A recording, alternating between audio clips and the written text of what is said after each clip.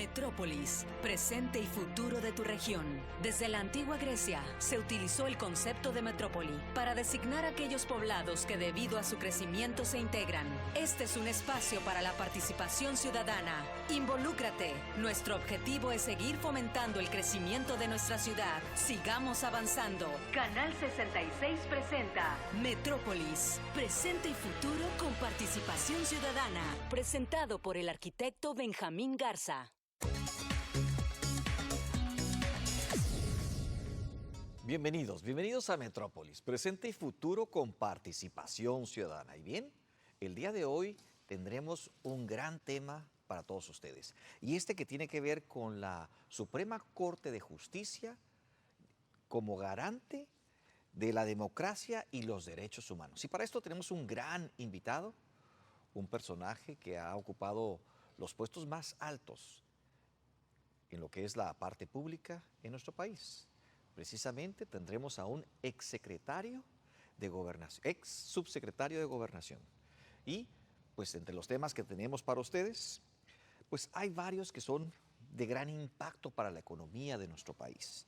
Y bien, de acuerdo con el INEGI, que es una de las instituciones de más credibilidad en todo lo que es los temas de estadística en nuestro país, pues ha declarado que en los últimos, que hemos tenido la mayor inflación en los últimos 25 años.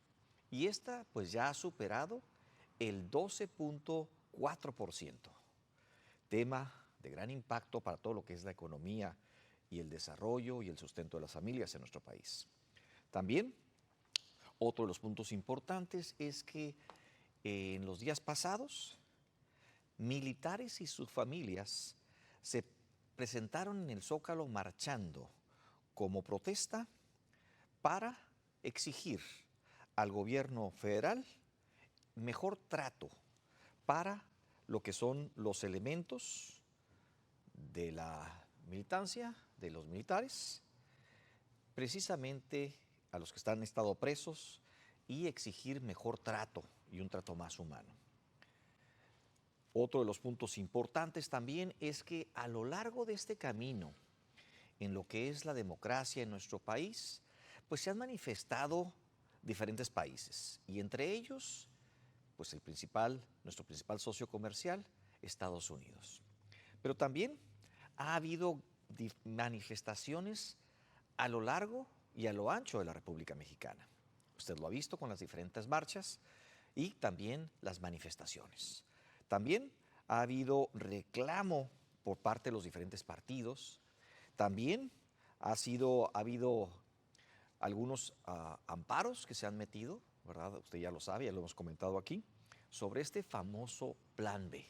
Y esa gran duda que tenemos en general en nuestro país sobre ese ejercicio de la política y lo que es la justicia y su interdependencia o separación de los poderes.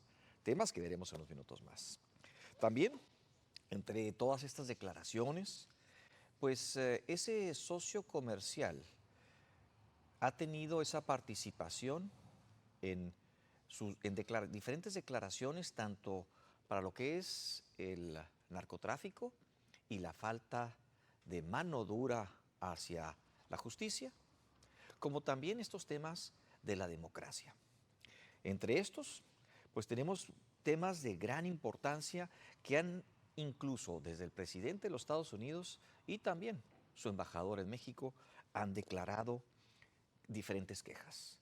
En los medios del país vecino, Estados Unidos, nuestro principal socio comercial, se han expuesto diferentes quejas y diferentes manifestaciones por varios grupos, tanto empresariales, políticos, y los esquemas y la relación que tenemos con el TEMEC. También, pues entre estas declaraciones y en esta gran oportunidad que tiene nuestro país de mejorar su posicionamiento gracias a esta política comercial que precisamente fortalece o pudiera fortalecer más la economía de nuestro país, y ese tipo de cambio que tenemos hoy por hoy, que anda alrededor de los 18.50 y que llegó a los 17 y fracción, pues presuntamente pudiera haber llegado abajo de los 15 si las políticas nacionales fueran el apoyo precisamente a las inversiones. Y pues esta gran queja, ¿verdad? En donde, no obstante, este esquema que se tiene de crecimiento y de políticas que aparentemente no van hacia ello por el gobierno federal, están logrando grandes inversiones. Y pues un ejemplo de excelencia en las inversiones es el estado de Nuevo León, en donde en el último periodo ha almacenado más de 7,000 billones de dólares precisamente en inversión extranjera. Y hoy por hoy pudo mantener una inversión de prácticamente una inversión importantísima, que es de 10 billones de dólares por la empresa Tesla, que estuvo a riesgo de no colocarse en nuestro país. También los diferentes noticieros de gran fama en el país vecino, pues han hecho declaraciones muy fuertes y la tendencia en contra de lo que es los fraudes electorales que antes del 2000 eran típicos en nuestro país. Pero gracias precisamente al presidente Zedillo y esa reforma electoral, pues cambia esta situación.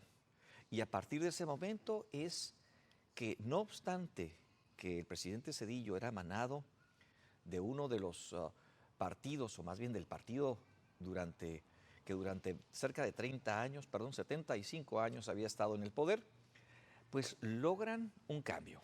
Y la democracia, de alguna manera, en nuestro país se hace fuerte y a partir de ahí hay alternancia en el poder. Un tema que tiene que ver con un instituto que hoy por hoy tiene una gran credibilidad. Y precisamente estamos hablando del Instituto Nacional Electoral. Y pues este instituto, en lo que es la confianza que se tiene por los mexicanos, está después solamente de lo que son las Fuerzas Armadas en nuestro país. De todas las demás corporaciones, dependencias y organismos nacionales, el Instituto Nacional Electoral es el que mayor credibilidad tiene y pues ha generado una gran pregunta. ¿Se mantendrán la diferenciación y la separación de los poderes en México? ¿Se mantendrá la democracia? ¿Qué es lo que está pasando en nuestro país? Vamos a entrar en temas como este y otros más con nuestro invitado después de este corte comercial. Regresamos en unos minutos.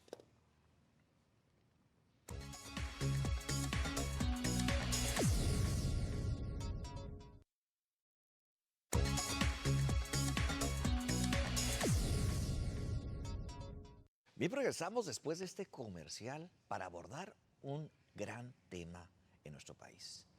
Y este que tiene que ver con la Suprema Corte de Justicia, garante de la democracia y los derechos humanos. Para esto tenemos a un gran invitado que a lo largo de una gran trayectoria, con especialidad en todos estos temas que tienen que ver con la legalidad, el derecho y la implementación de la justicia. Para esto, nuestro invitado, además de ser abogado, además de tener una maestría en Derecho Procesal Penal, ha sido pues maestro de diferentes materias y sobre todo la de Derecho Constitucional. También ha sido coautor de un libro el cual se llama Orígenes, Estructura y Cambios en la Democracia o en las Democracias Federales. En este artículo importante que menciona este libro, ¿verdad?, hablamos precisamente del 115 constitucional este impacto que tiene que ver con esta implementación de justicia. También pues ha tenido un largo recorrido y una gran experiencia como abogado y abogado litigante. Entre ellos, pues ha estado en los despachos más importantes de nuestro país. Ha estado precisamente en el afamado despacho de Diego Fernández de Ceballos y Asociados de la Ciudad de México, así como también ha sido partícipe y ha estado como abogado litigante de Lozano García y Asociados, también de la Ciudad de México, y pues hoy por hoy tiene una firma con sede en Tijuana, Ciudad de México, precisamente en estos temas que tienen que ver con el derecho fiscal y pues estos grandes temas que tienen que ver. Pero lo más importante de todo es que ha tenido una gran experiencia puesto que a lo largo de 30 años ha participado en el servicio público. Y pues además de haber sido cónsul en 2 ciudades de Estados Unidos, además de eso, ¿verdad? Y haber estado como asesor del presidente del Senado, fue subsecretario de Gobernación. Y pues, ¿quién más en conocer estos temas que precisamente Juan Marcos Gutiérrez González? Bienvenido a tu programa Metrópolis. Mucho gusto, muchas gracias, Benjamín. Pues un saludo para todo el auditorio de Metrópolis y de Canal 66. Un gusto estar aquí otra vez. Muchas gracias. Y bien, entre esos temas que tenemos, hablamos de la democracia. La democracia precisamente como una manera de impartir pues las decisiones, ¿verdad? En donde el poder pues se le da al pueblo. También hablamos de la democracia directa, ¿verdad? Hablamos también de la democracia a través de representantes y también hablamos de la democracia participativa, ¿verdad? En todos estos temas que tienen que ver con precisamente esto que nos tiene tan preocupados en nuestro país, ¿verdad? Quisiera hacer un recorrido por los principios de la democracia, la soberanía, ¿verdad? De los 3 poderes y la soberanía popular, lo que sería también la regla de mayoría y el respeto a las minorías. ¿Qué sucede con esto? ¿Verdad? El pluralismo político y otros grandes temas de los cuales pues eres una persona que ha experimentado, además de haberlos estudiado, ha experimentado en vida propia todo lo que es la parte litigante de esto. Pues fíjate que me ha tocado, ahora sí que por todos lados, tuve la fortuna, porque es un verdadero privilegio, de acceder a tareas del servicio público, digamos en las 3 grandes ramas que puede haber. Fui diputado federal en el año 1997 y es relevante que lo diga porque fue la primera legislatura después de 65 años que era el PRI con su hegemonía, el que gobernaba ambas cámaras del Congreso Federal. Recordarán que en 1997 por primera vez perdió el PRI la Cámara de Diputados. Y esto es muy importante para lo que vamos seguramente a rondar más adelante en este análisis, porque no es cierto pues que pasa nada y al contrario pasa mucho y creo que eso mucho de lo que pasa es positivo, porque citabas hace un momento al presidente Zedillo, a él le tocó lidiar en su segundo tramo. Un presidente tiene 2 legislaturas de 3 años cada una, si bien el Senado es de 6 años, cambian los diputados a la mitad. Y en 97 a Zedillo le tocó ser el primer presidente de la hegemonía priista en tener que verdaderamente sentarse a dialogar con la oposición. Una oposición que solamente unida hacía mayoría frente al partido en el gobierno. Muy interesante fue y tuve ese privilegio porque fue histórico. Fue la primera vez que se le modificó al presidente su presupuesto y eso es democracia en pluralidad. Fue la primera vez que la Cámara de Diputados le llama la atención al presidente en el día del informe, con aquel histórico discurso de Carlos Medina Plasencia en 1999, en el 5º informe del presidente Zedillo. En fin, vivimos un sinnúmero de primeras veces, ¿no? De primeras veces que pasaban. Bueno, tuve esa oportunidad. Luego he estado, como bien has dado cuenta, en distintos cargos en el Ejecutivo y en donde el último más relevante fue Gobernación. Y hasta hace unos 4 años fui magistrado del Tribunal Fiscal de la Federación, así lo conocemos, pero hoy se denomina Tribunal Federal de Justicia Administrativa. Y todo esto lo digo porque de lo que quiero platicar el día de hoy tiene que ver con ese entramado en el que vivimos y debemos vivir los municipios, que es el equilibrio de poderes. un equilibrio que desde que empezó este gobierno ha adquirido la mayor de sus fragilidades, pero paradójicamente ahorita se tiene la oportunidad de que recupere la mayor de sus fortalezas, precisamente a través del órgano que imparte justicia en el máximo nivel, que es la Suprema Corte. La democracia está en acecho, Benjamín, y los derechos humanos también. Pero conforme platiquemos, te diré por qué.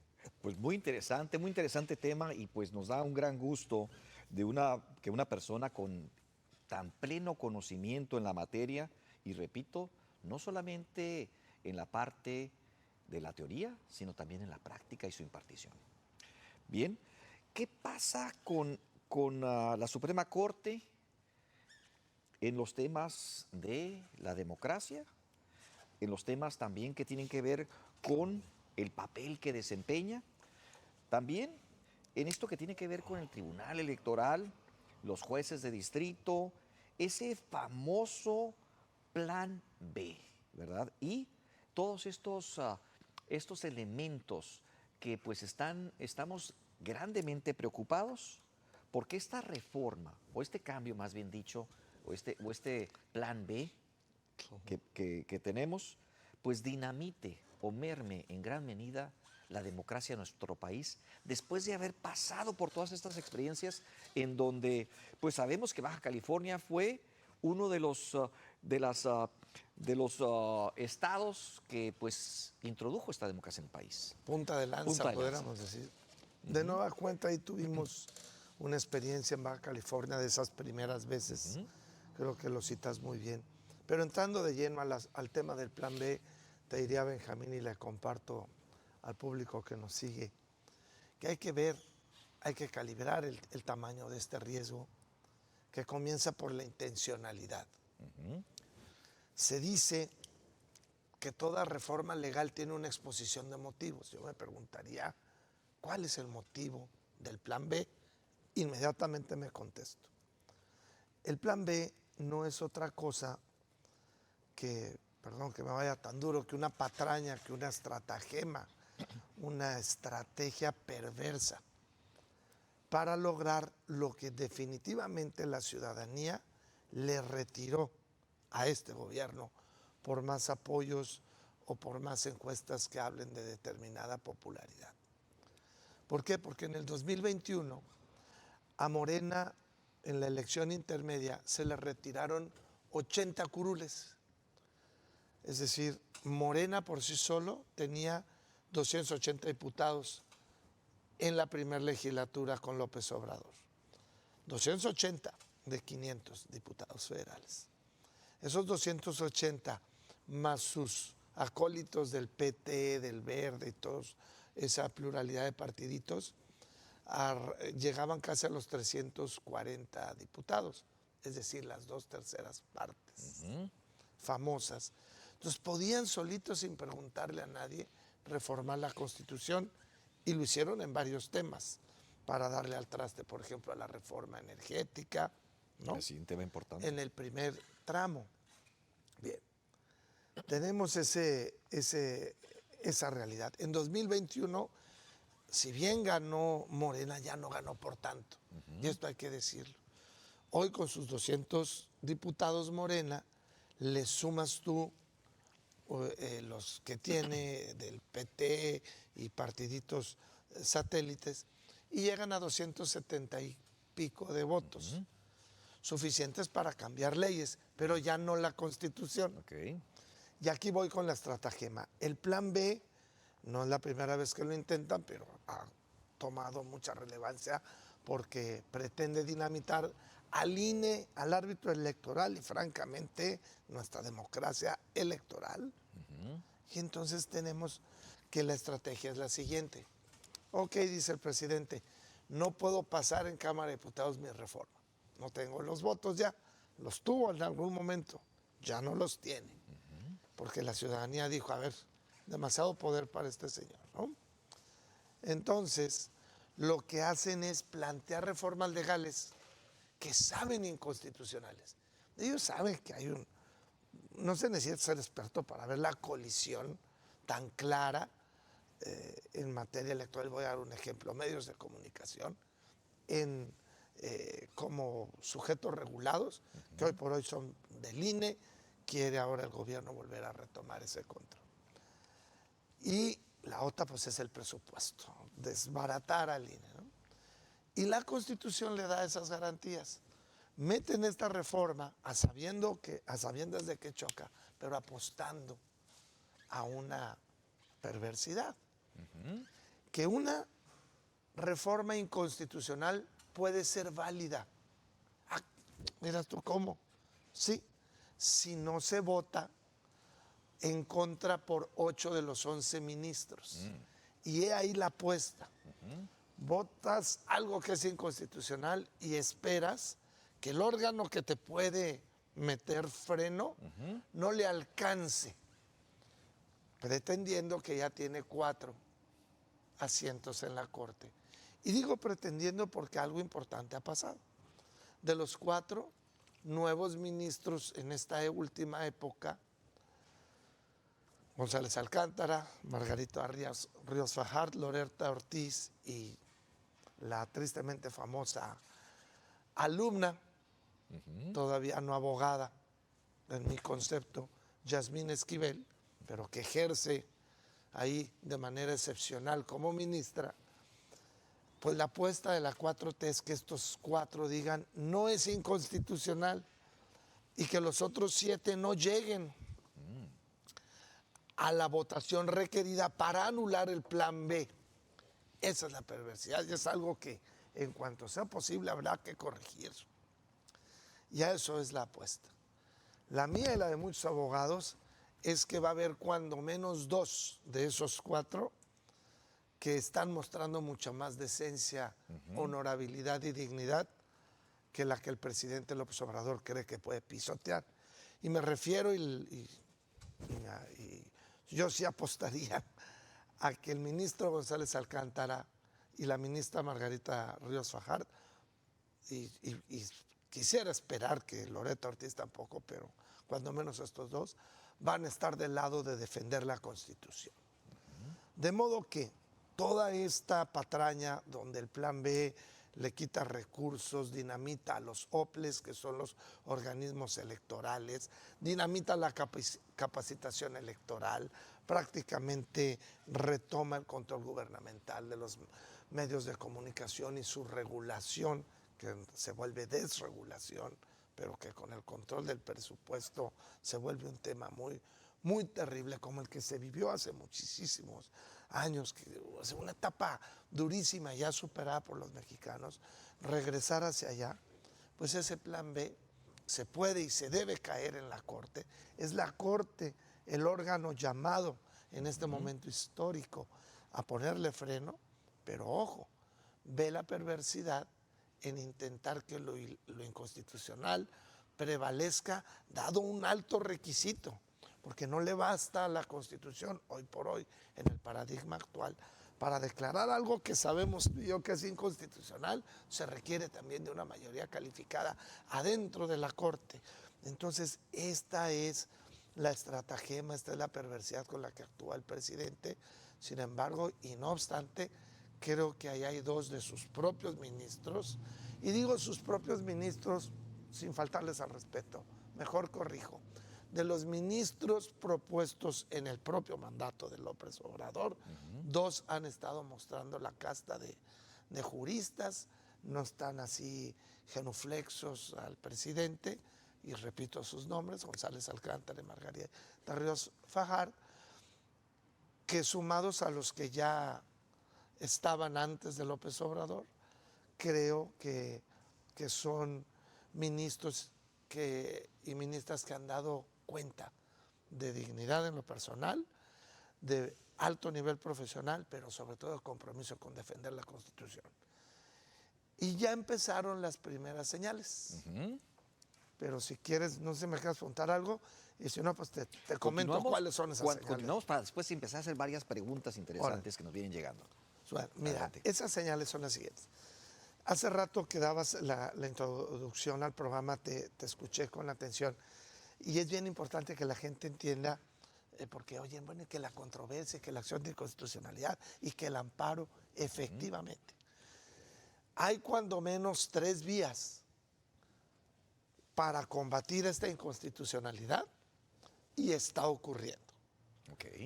La primera es el amparo de un número importante de empleados del INE, muchos de ellos empleados de lo que se llama el Servicio Profesional Electoral, porque los revientan, los truenan, los desaparecen, los vejan, por decirlo menos. Entonces, hay muchas personas que en lo individual esta reforma les afecta más allá que a ti que a mí. Ok. A nosotros nos afecta nuestra certeza, qué va a pasar con el árbitro. Pero ellos además es una fuente de trabajo, un mandato que se tenía, un plan de vida incluso, porque si hay 2 servicios profesionales de carrera o 3 que no deberíamos de alterar en términos de lo que es su estructura, pienso, el de la carrera diplomática, el servicio exterior de carrera, el de las Fuerzas Armadas, con todos, bueno, no estoy diciendo que sean perfectos, pero digamos, y el electoral, el servicio profesional electoral. Ahí están esas gentes amparándose. Está el amparo de Edmundo Jacobo, que era, luego lo quitaron y ahorita lo acaban de reinstalar, el secretario ejecutivo del INE. Ese amparo es muy relevante y ahorita regreso ahí. Y hay otras gentes que se están amparando, que van a proceder, otros no, porque no cualquier persona puede acusar lo que se llama el interés jurídico para ir al amparo. Existe lo que se llama el interés legítimo, que es un interés más lejano, pero finalmente interés. Pero el amparo hay que recordar que te protege a ti, te protege a quien lo pide. La famosa cláusula de relatividad. En una misma ley tú te amparas, te amparan, a ti no te aplica la ley, yo no me amparo, a mí sí me aplica la ley. Esa es la relatividad del amparo. Bueno, pero va a haber amparos, ya hay amparos, y es un amparo, ahorita un juicio de amparo, un tribunal, el que le dijo a López Obrador y a todo el Congreso, por lo pronto no le aplican la ley a Edmundo, una suspensión, y regresen a Edmundo. Pero hay algo muy importante hoy por hoy en los amparos y en general en los juicios de tipo constitucional. Una novedad me refiero a las últimas 2 épocas, que se llama apariencia del buen derecho. Apariencia del buen derecho. Cuando tú me demandas algo, que este saco es tuyo, y todo el mundo sabe porque te vio toda la vida con él, con independencia de que de aquí a que termine el juicio, se diga o no que eres el dueño, todo el mundo sabe y cree que lo más probable es que ganes. Porque era bastante conocido que este saco era tuyo. Esa es la apariencia del buen derecho. Una especie de predicción de que lo pedido tiene razón. Entonces, cuando en un amparo como el de Edmundo Jacobo, se dice, oye, me estás violando estos derechos, oye, esto es inconstitucional. Y el juez, así de primera intención como el fútbol, dice, es probable que esta persona gane, otorga una suspensión, una medida cautelar. No ha ganado su amparo Edmundo Jacobo, pero ya le dieron una suspensión por la apariencia del buen derecho, porque el juez ya está precalculando, ¿sí? Sin prejuiciar, sin preenjuiciar, pero ya está calculando que puede ganar. Tiene, como dicen, plumas de pato, camina como pato, hace cuac, cuac. Entonces el juez se anticipa y le dice, regresen al señor.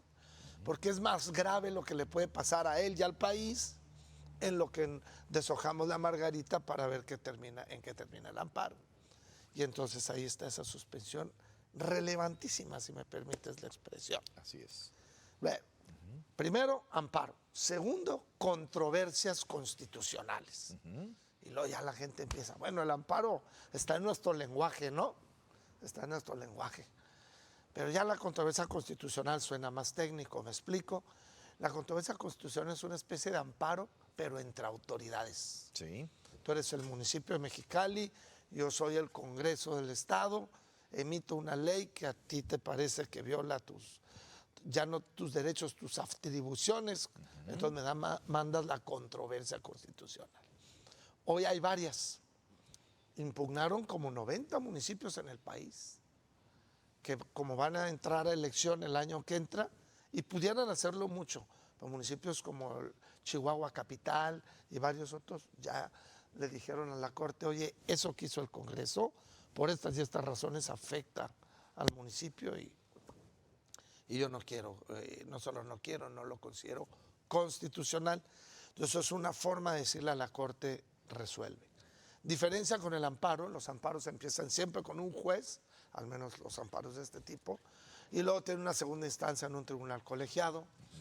Me dice la gente, ¿qué es un tribunal colegiado? Le dice, es una sucursal de la Corte. Son tribunales que imparten justicia, ahora sí, delegada por la Corte, para decirlo. Y solo por atracción y algunas otras reglas, la Corte trae esos amparos. Los amparos que llegan a la Corte es porque la Corte decide que son relevantes para el país. Pero eso es en amparo. La controversia constitucional en automático es a la Corte y al Pleno de la Corte. Vamos a llamarle un fast track para que el máximo tribunal resuelva. Entonces eso es la gran ventaja de que estén ya estas controversias que cuestionan el plan B, sí, que ya están planteadas. Y luego tienes, además, la acción de inconstitucionalidad. Esa es un poquito más compleja porque son pocos los órganos que la pueden plantear. La puede plantear un presidente de la República por conducto del consejero jurídico. Es una acción para las minorías legislativas. Tú representas a Morena en un congreso, en el federal, en este, yo a la minoría, me avasallas, apruebas una ley que yo considero inconstitucional, y si yo minoría reúno 1/3 de los miembros, puedo ir en acción de inconstitucionalidad. Así la Corte, oye, me ganaron la votación, pero me ganaron una sin razón, porque eso que aprobaron es inconstitucional. Esas son las acciones de inconstitucionalidad. Ya planteó una el Senado, una minoría del Senado. Están planteando varias, entiendo, cuando menos los partidos políticos. Creo que MC fue el primero, ya planteó lo suyo. Porque cuando la inconstitucionalidad es de tipo electoral, la acción de inconstitucionalidad la tienen los partidos también. Las pueden presentar las comisiones de derechos humanos, pero bueno, ya sabemos que la Comisión Nacional de Derechos Humanos está cooptada por el presidente. Terrible asunto, pero lo podemos tocar. Y ahí tengo una pregunta. ¿Qué pasa con la Corte Internacional de los Derechos Humanos en este caso específico? La Interamericana. ¿Tuviéramos una oportunidad después, en la hipótesis de que la Suprema Corte de Justicia fallara a favor de que este plan siguiera? ¿Tenemos alguna otra oportunidad? Sí, desde luego que sí. La Corte Interamericana pudiera tener un pronunciamiento como el que ya tuvimos en materia de prisión preventiva. Así es. Y en materia de arraigo lo podemos revisar un poquito más adelante, pero aquí primero hay que apostar a la decencia que yo describía de los 9, mínimo los 9 ministros, ¿no? Así es. Pero termino de darte la idea. Entonces está, no la Corte, pero sí la institución bajo asedio, pero un buen asedio. Cientos de amparos ya, controversias constitucionales, una de ellas planteada por el propio INE. O sea, el INE ya salió a defenderse. El INE no tiene acción de inconstitucionalidad, pero sí tiene controversia constitucional. Okay. Y al final del día, todo ese bagaje de impugnaciones llega a la Suprema Corte. Y todo es un cotejo. Aquí está la Constitución. Sí. Y aquí está el Plan B. Y es un cotejo jurídico. Y pues las colisiones están clarísimas, ¿no? Y yo creo que toda la reforma por su imbricación, por su correlación, se tiene que declarar inconstitucional. En eso estoy seguro, pero lo importante es que entienda la ciudadanía qué es lo que está pasando, porque se oye que la acción, que la controversia, que el amparo no son sinónimos, son vías. Unas son para el ciudadano, como tú y como yo, el amparo. Otras son para las instituciones, controversia. Y finalmente la acción de constitucionalidad. Y es por ello que cuando platicamos del tema te proponía la Corte. Hoy la Corte es el principal actor que puede regularizar, regresarnos a la no perfecta, por nada podríamos decir, pero a la razonable democracia, sobre todo electoral, que ya habíamos alcanzado de los 90 hacia acá. Democracia electoral que le permitió al hoy presidente ser jefe de gobierno y presidente de la República. Y no se lo permitió como un acto gracioso, pero él fue miembro del partido que no permitía eso en los 80s, en los 70s y hacia atrás.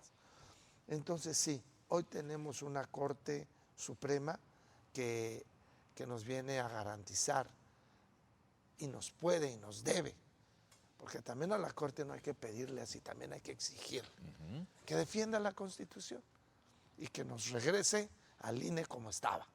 Esa sería mi frase. No, pues un tema importantísimo. Nos llega una pregunta de la señora Gloria Martínez. Dice, ¿las amenazas del presidente municipal de Ensenada atentan contra los derechos humanos? Definitivamente. Y te voy a agregar algo. Yo a ese señor, y aquí lo digo, creo que le procede una denuncia por tortura. Me dirá, ay, qué exagerado. Pues vean ustedes la definición de tortura de los organismos internacionales y de la propia ley para la prevención y castigo de la tortura. Hay tortura psicológica. Sí, así es. Y quien amenaza de esa manera desde el poder está empleando formas de tortura. Es abuso de autoridad y desde luego que es una violación a los derechos humanos. Pues ahora sí que está confeso el tipo, ¿no?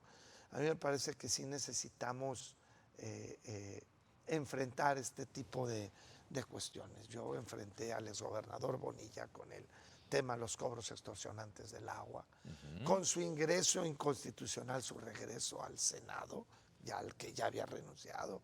Y yo creo que ya es tiempo de decirle a este nuevo régimen que los mexicanos ya habíamos madurado y que no podemos permitir esto. Pero si pudiéramos, me gustaría entrar al otro tema rápidamente, aunque fuera de la prisión preventiva. Sí.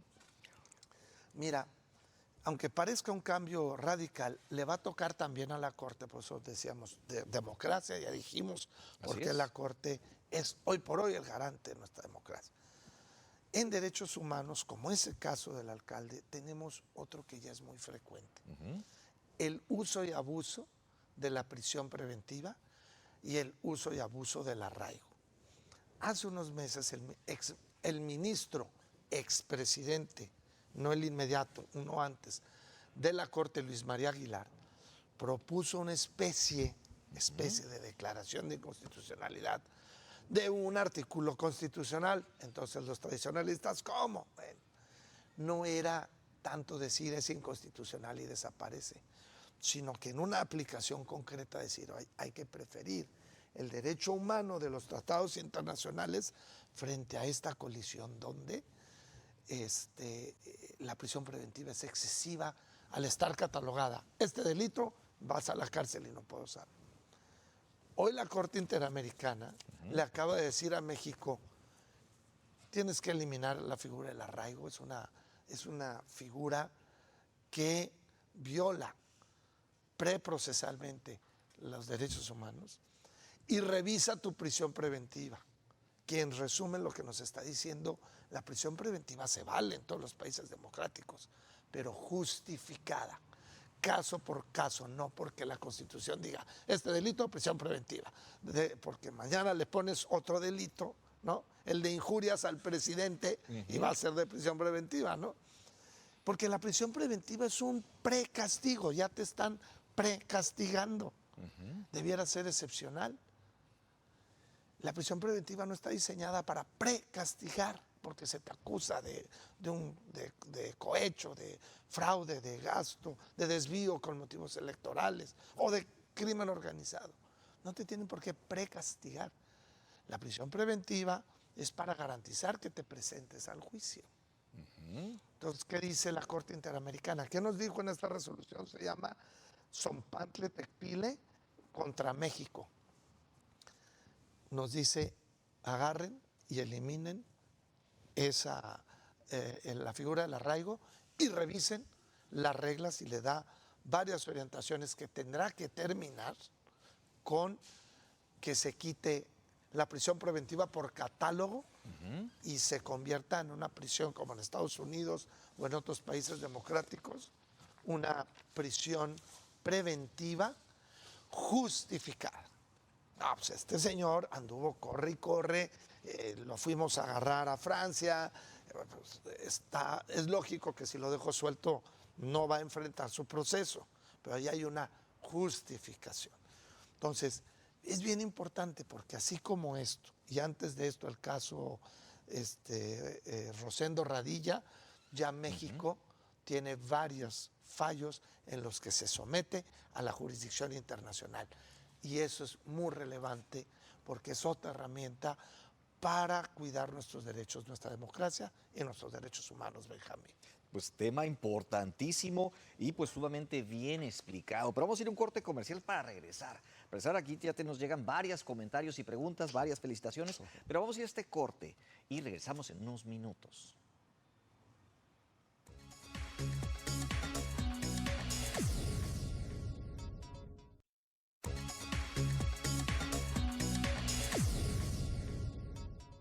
Bien, pues regresamos después de este corte comercial para precisamente llegar a las conclusiones y recomendaciones de este programa con nuestro gran invitado. Y bien, nos llegan preguntas y comentarios. Entre ellos, el señor Ramón González dice, el presidente ha abusado del poder. ¿El abuso del poder es corrupción cuando dice que ya se terminó? Definitivamente es una forma de corrupción porque es delito, abusar del poder es delito. La forma reiterada en que lo hace y respecto de las personas que lo hace también es un delito. Hace unos días tuvimos la noticia y pienso que es tiempo de creatividad. Sí. De unos creativos abogados, no los conozco, pero que plantearon un amparo en nombre de la periodista, de la articulista Denise Dresser. Sí. Para que se le respete su derecho a defenderse frente a todas las calumnias y injurias del presidente. Entonces, está muy interesante ese amparo. ¿Por qué? Porque si hay amparo es porque estás reclamando respeto a tus derechos humanos. Entonces, la respuesta es sí, es delito y es una violación a derechos humanos. No, pues una respuesta importantísima, precisamente en este gran tema que tiene que ver con la democracia en nuestro país y sobre todo la defensoría de los derechos humanos y los derechos constitucionales que todos los mexicanos tenemos. También nos llegan varias felicitaciones, varios comentarios, pero pues quiero concluir con este de la señora Diana, en donde dice, lo felicito por el programa, excelente, excelente invitado, ojalá lo vuelva a invitar para conocer todo lo que trae. Es una persona muy conocedora del tema, ¿cierto? Pues es uno de los temas de los cuales no nos queda más que pues felicitar a nuestro invitado por esta gran sagacidad, porque además de haber sido asesor del presidente del Senado, además de haber sido diputado federal, además de ser magistrado e impartir clases en la mayor casa de estudios, la UABC, en la Facultad de Derecho, pues es una persona que también está en pro de la educación. Y pues con esta parte quiero concluir, ¿verdad? Y agradecer al abogado, ¿verdad? Juan Marcos Gutiérrez González y felicitarlo de parte de Metrópolis y Canal 66 por esta gran trayectoria que sin duda tiene una esperanza en la democracia en México. Muchas felicidades. Muchísimas gracias y bueno, nada más diría brevemente que no basta salir a marchar. Así es. Hay que marchar y hay que manifestarse, pero también hay que activar las instituciones jurídicas en defensa de los derechos humanos. Ser esa pinza, la de la expresión y el rechazo social, pero también la jurídica, la que nos dé el resultado de defender lo que tanto trabajo nos costó, la democracia electoral. Hay otras formas de democracia que tienen pendientes, pero eso no justifica derruir esto que de veras, como pocas instituciones, nos costó tanto y a tantos. Así es. Nos incluimos, estamos en esa generación. Así es, así es, así es. Los que pudimos experimentar todo esa monarquía, esa dictadura de más de 70 años, en donde un solo partido dominaba las elecciones, pues hoy por hoy está en riesgo. Hoy por hoy, después de haberlo logrado, hace poco más de 25 años, México requiere de esta gran democracia y felicitamos nuevamente al abogado por estar aquí con nosotros y compartirnos estas experiencias y esta esperanza que tiene México de mantener su democracia. Muchísimas gracias, abogado. Muchísimas gracias, Benjamín, y un saludo a todo tu auditorio. Bien, pues no nos queda más que despedirlos y seguir invitando precisamente al abogado Juan Marcos Gutiérrez González a que esté con nosotros y demos seguimiento a este tema que en los próximos meses estará precisamente en la Suprema Corte de Justicia. Y esperamos que precisamente esos magistrados, esos juristas, hagan lo que la Constitución les manda. Y bien, nos vemos la próxima semana aquí en Metrópolis, Presente y Futuro, con participación ciudadana. Hasta la próxima.